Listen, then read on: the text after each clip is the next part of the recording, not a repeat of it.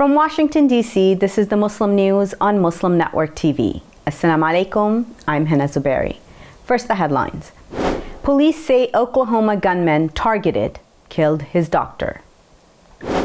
U.S. says some Indian officials support religious attacks. Progressives urge Biden to prevent destruction of Palestinian homes. Over 1,000 anti-Muslim attacks reported in Austria in 2021. Preserving endangered Islamic manuscripts. Islamic Development Bank commits to focus on climate finance.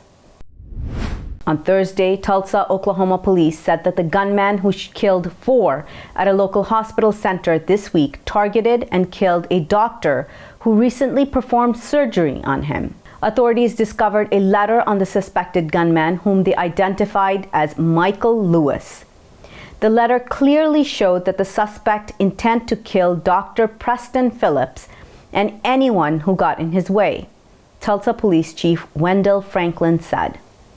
Franklin said that the suspect blamed Phillips for ongoing pain after the surgery on May 19th. Authorities said that the gunman purchased an AR-15 style assault rifle hours before he carried out the mass shooting. Lewis used a handgun and a long rifle during the killing spree before fatally shooting himself, authorities said. The victims include Dr. Stephanie Howson, Amanda Green, and William Love, police said. In a rare criticism of its emerging ally, the United States on Thursday said some Indian officials have supported attacks against religious minorities in India. Unveiling an annual report on international religious freedom, U.S. Secretary of State Antony Blinken offered bleak assessments, including on China, Iran, and Burma. But he said the rights of religious minorities are under threat in communities around the world. Blinken said there have been rising attacks on people in places of worship in India, the world's largest democracy. Rashad Hussain, U.S. Ambassador at Large for International Religious Freedom, said some Indian officials are ignoring or even supporting rising attacks. The report noted India's laws restricting religious conversions and quoted accounts of discrimination against Muslims and Christians. The document also noted that politicians made inflammatory public remarks on social media about religious minorities.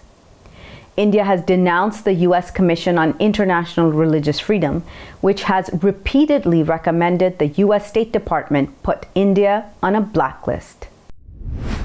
On Tuesday, 15 U.S. House Democrats urged the Biden administration to prevent Israeli forces from destroying additional Palestinian homes in the occupied West Bank. Representative Cori Bush of Missouri led the charge as progressive lawmakers sent a letter to Secretary of State Antony Blinken. Bush said that the Biden administration and Congress must hold the apartheid government of Israel accountable for its atrocities against the Palestinian people. They called on the U.S. State Department to exert all available diplomatic pressure on Israel. They also urged the U.S. to ensure Israel does not follow through on its illegal plan to evict more than 1,000 Palestinians from their homes in the Masafer-Yalta region. Palestinians there have been living under the threat of violent expulsion by the Israeli military for decades. The Israeli High Court's May 4th final ruling greenlit one of the largest forcible transfers of Palestinians from their land since 1967. According to the group Jewish Voices for Peace Action. In related news, after years of grassroots pressure, General Mills announced on Tuesday it will sell its majority share of an Israeli company operating a plant on stolen Palestinian land. For 20 years, Pillsbury products have been made on that plant through the partnership. The food giant joins many other American and European companies that have divested from Israel's illegal occupation, a company statement read.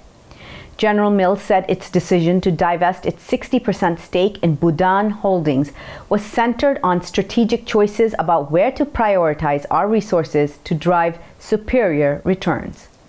Members of the American Friends Service Committee credited the move to years of activism. The Quaker priest group launched the No Dough for the Occupation campaign to boycott Pillsbury products 2 years ago.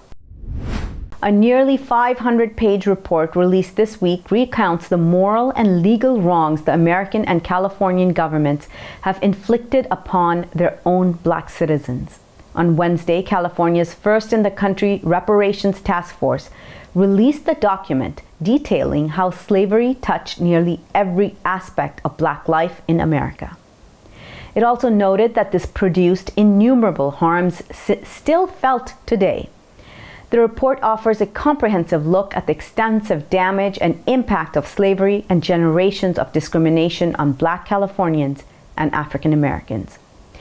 It found that intentionally crafted policy, judicial decisions, and racism have led to widespread exclusion that remains insufficiently addressed at every level of the government.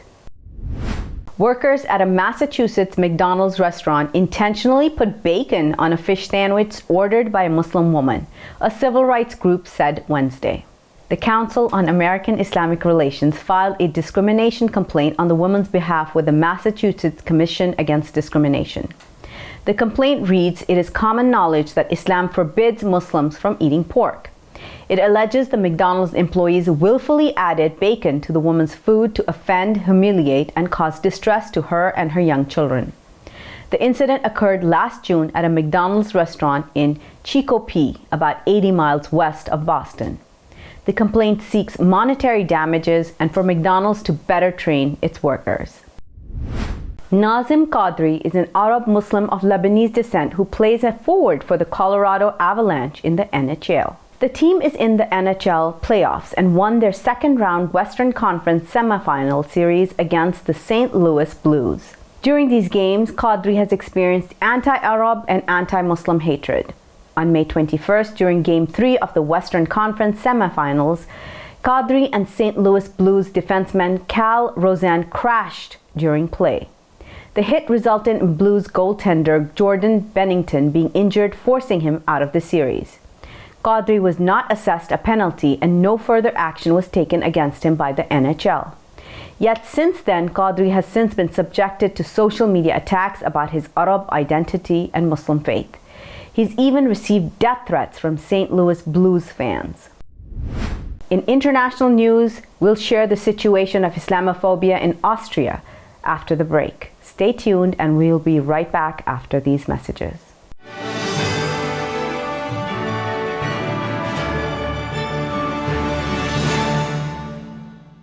If I could be you, and you could be me for just 1 hour.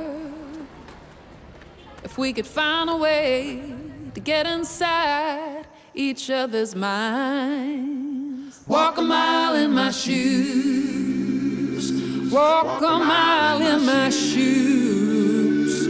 Well, before you abuse, criticize, and accuse. Walk a mile in my shoes.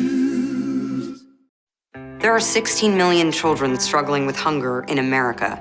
That's 1 in 5 daughters, sons, neighbors, and classmates who don't know where their next meal is coming from. Yet billions of pounds of good food go to waste every year. It's time we do something about it. Feeding America is a nationwide network of food banks that helps provide meals to millions of kids and families in need. Visit feedingamerica.org to help them feed even more. Together, we can solve hunger. Together, we're feeding America. Mr. Speaker, if I decide to wear a turban, or you decide to wear a cross, or he decides to wear a kippah or a skull cap, or she decides to wear a hijab or a burqa, does that mean that it is open season for right honourable members of this House to make derogatory and divisive remarks about our appearance? For those of us who from a young age have had to endure and face up to being called names such as Towelhead or Taliban, or coming from Bongo land, we can appreciate full well the hurt and pain felt by already vulnerable Muslim women when they are described as looking like bank robbers and letterboxes. So rather than hide behind sham and whitewash investigations, when will the Prime Minister finally apologise for his derogatory and racist remarks?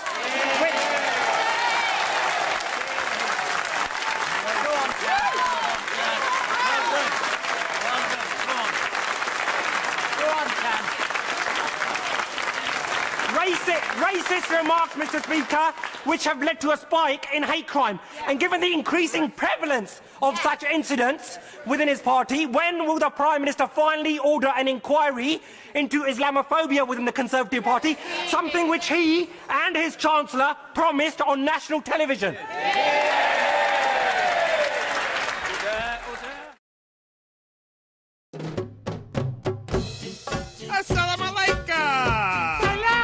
Open up your eyes. Assalamu alaikum everyone, it's your brother Zain Bika from South Africa. One of the first educational programs ever produced for Muslim children was the ever popular Adam's World series. The colorful and comical Muslim puppets stole the heart of a generation. Sound Vision will be releasing brand new episodes of Adam's World with the launch of a Adam's World app. Subscribers will enjoy new Adam's World episodes as they are released, as well as all the classic episodes of Adam's World. So visit adamsworldapp.com now to learn more, subscribe and enjoy new adventures of Adam and his friends. And let's keep helping tomorrow's Muslims today. Assalamu alaikum. Adam's World. Believe me, there's a lot to see. Bismillah. Let's explore. To stop this genocide, we need your help.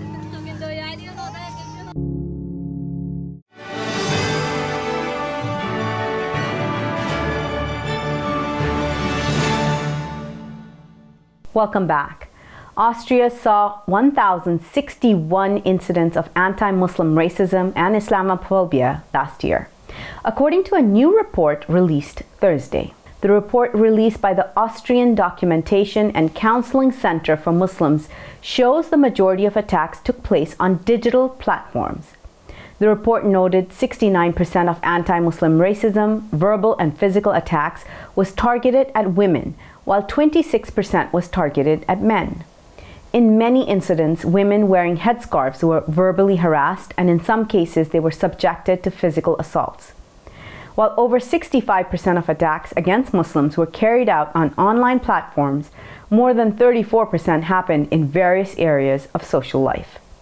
The report said 77% of the racist attacks were carried out by men and 22% by women. Climate finance will comprise 35% of Islamic Development Bank's group's new operations by 2025, the lender's vice president announced on Wednesday. Mansour Muhtar was speaking at the group's annual meeting in Egypt. The groups continue to realign its projects to help tackle climate change and promote green economic growth in its 57 member countries. Muhtar stressed that the world needs to curb the current trends of greenhouse gas emissions. He said the group is already collectively scaling up and accelerating its climate actions, supporting countries and private players. A global leader in Islamic finance, the bank is planning its second issuance of sukuk worth $5 billion in the next couple of years for the green transition, he added. Sukuks are non-interest-bearing notes used in Islamic finance.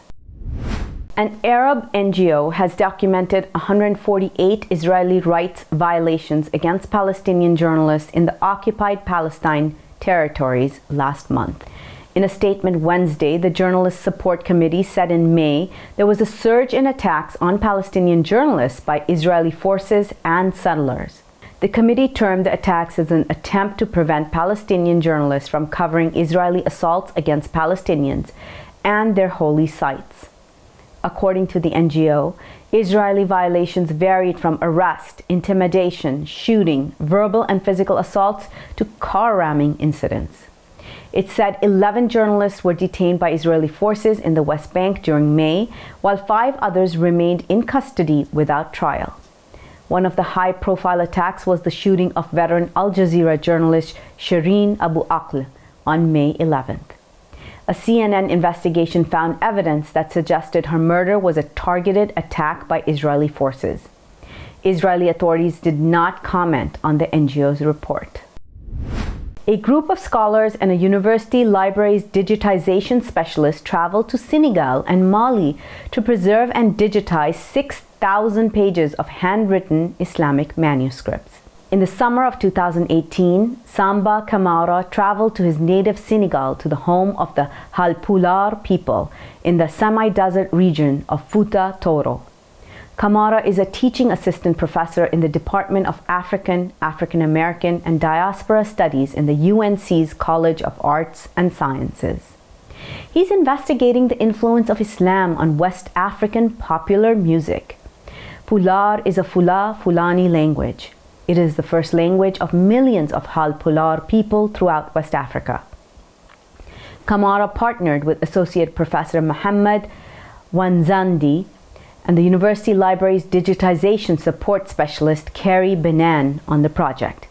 The Halpular people were among the first Senegalese to widely embrace Islam, and their scholars wrote Islamic manuscripts in Arabic.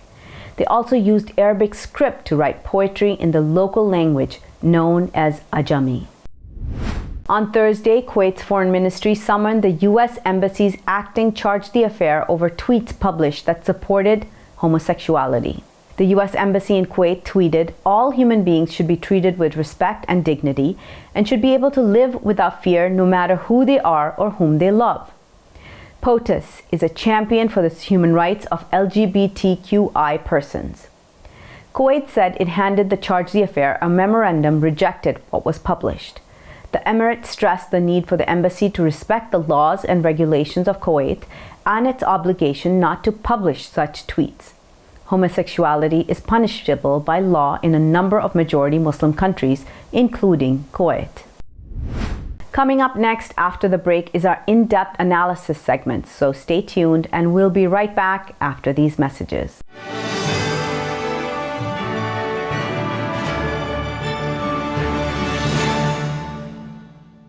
To stop this genocide, we need your help. If I could be you, and you could be me for just 1 hour. Walk a mile in my shoes.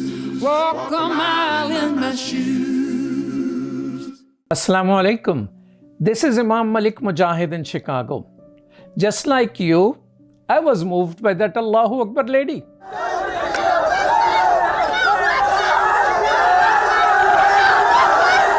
She stood her ground, fearful of none, for her hijab and for her education. Sisters and brothers, Indian Muslims are facing a genocide. India does not care for Muslim protesting, but it does care for the world opinion. Therefore, we must push the United Nations. The UN has a responsibility to protect. They must prevent genocide. Please sign this UN petition now. Get others to sign. It will help. Trust me, it will help. We need 1 million signatures, brothers and sisters. Please sign now.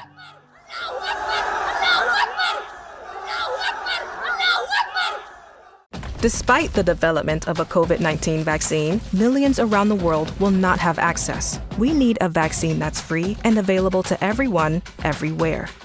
It's time for a people's vaccine.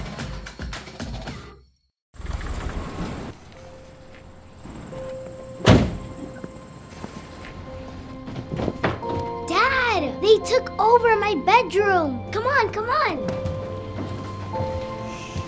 Okay, Dad. 1, 2, 3.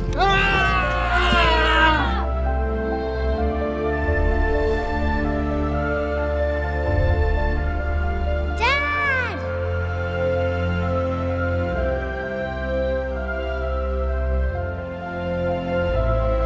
You saved me. Dad? Are you okay? I'm fine, dear.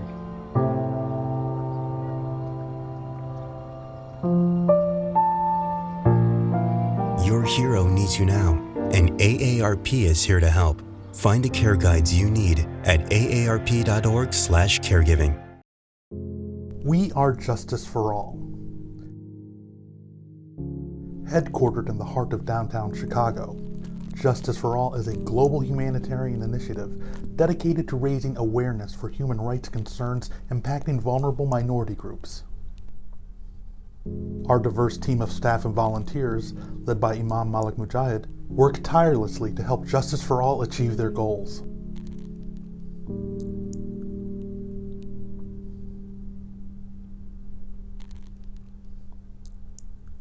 We promote policies that protect religious freedom, address the root causes of mass displacement, and recognize the plight of refugees and forced migrants. Together, we can continue to stand up for justice. Justice for all.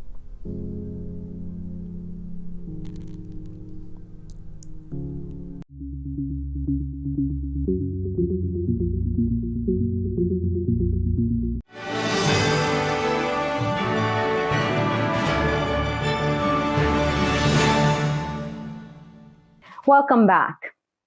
If you were at a Hindutva rally, you may hear lyrics such as this: Insan nahi ho tum kasai, bahut ho chuka Hindu Muslim bhai bhai. What this means is you're not human, you're butchers, enough of Hindu Muslim brotherhood. These are the lyrics of a devotional song that singer Prem Krishnavanshi posted on YouTube 3 years ago and has been viewed thousands of times since. Here to discuss this and more, we have with us Save India team lead from Justice for All, Zahir Adil. Thank you so much for being with us. Thank you for having me, Hena. So can you share with us this new cultural phenomena that we're seeing at rallies and protests across India? Sure. This all has to do with the hate that the ruling party, the BJP, and its underlying controlling ideology, Hindutva, is trying to build up within everybody in India. So anybody who has any little sort of apprehension about having Muslims in the country or Christians in the country is fed this day in and day out from multiple channels, through television, through these songs that you talked about, through rallies, the chants that they do at these rallies, which are horrendous in many ways. This is all to build up that popular movement against Muslims primarily, but minorities and Dalits as a second target after the Muslims are done. It's very concerning.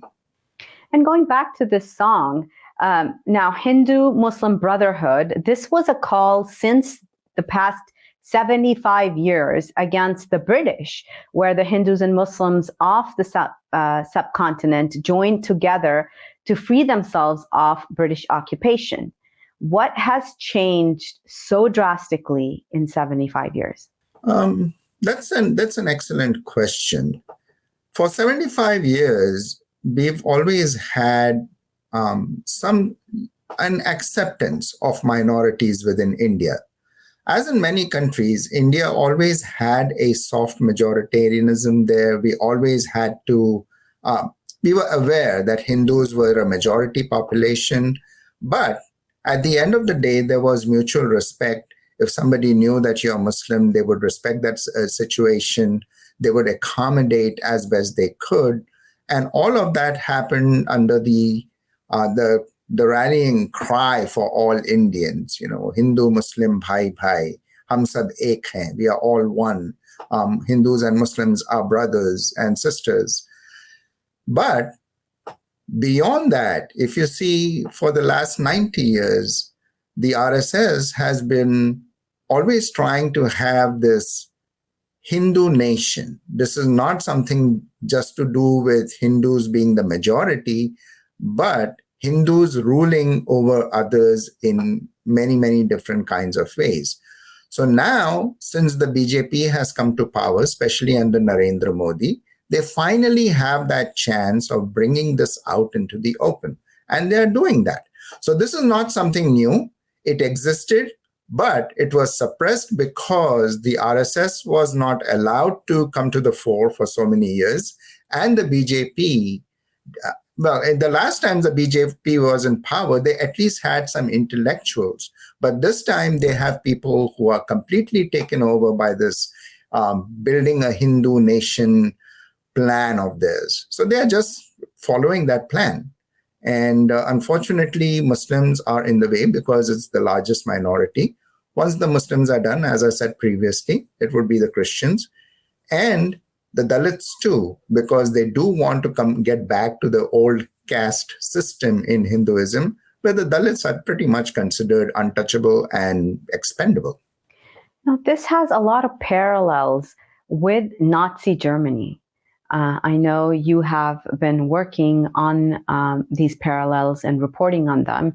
Can you share the use of media in Nazi Germany and current India under the BJP?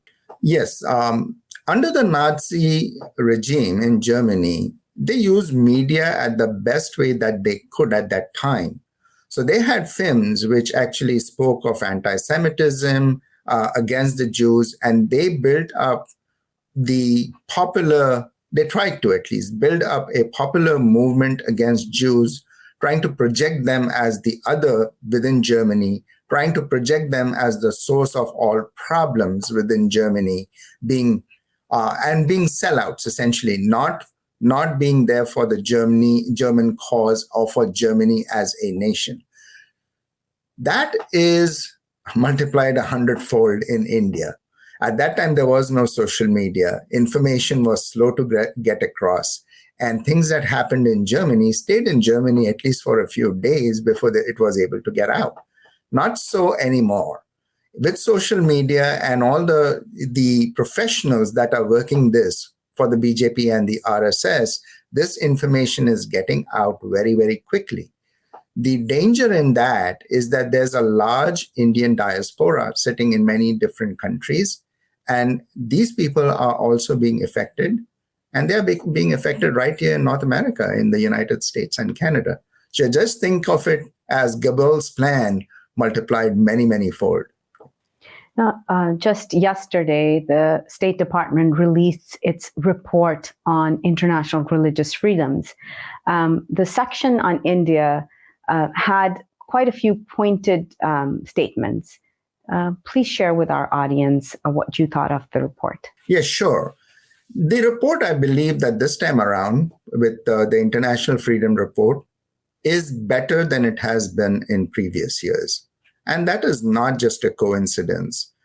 Justice for All, as well as many other civil society organizations, have been going back and forth with the State Department, telling them that so many things are happening in India, and that the United States needs to take a stance.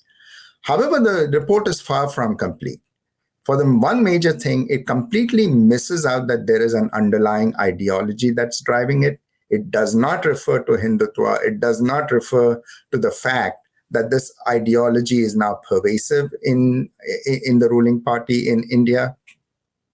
And in some cases, it also tries to downplay the role of the RSS. In fact, the only quote that it has within the report from Mohan Bhagwat, who is the leader of the RSS, is one that is sort of seems very inclusive.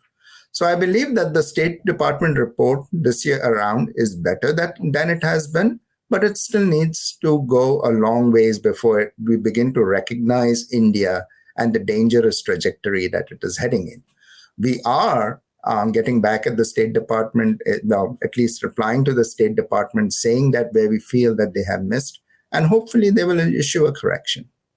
Thank you so much for your time and for being with us and for your work. Thank you for having me. Thank you so much. That's all from our Washington studios tonight. Thank you for tuning in. You can find previous episodes and more on our YouTube or Facebook. For more content, keep watching Muslim Network TV or visit muslimnetwork.tv. Assalamu alaikum and good night.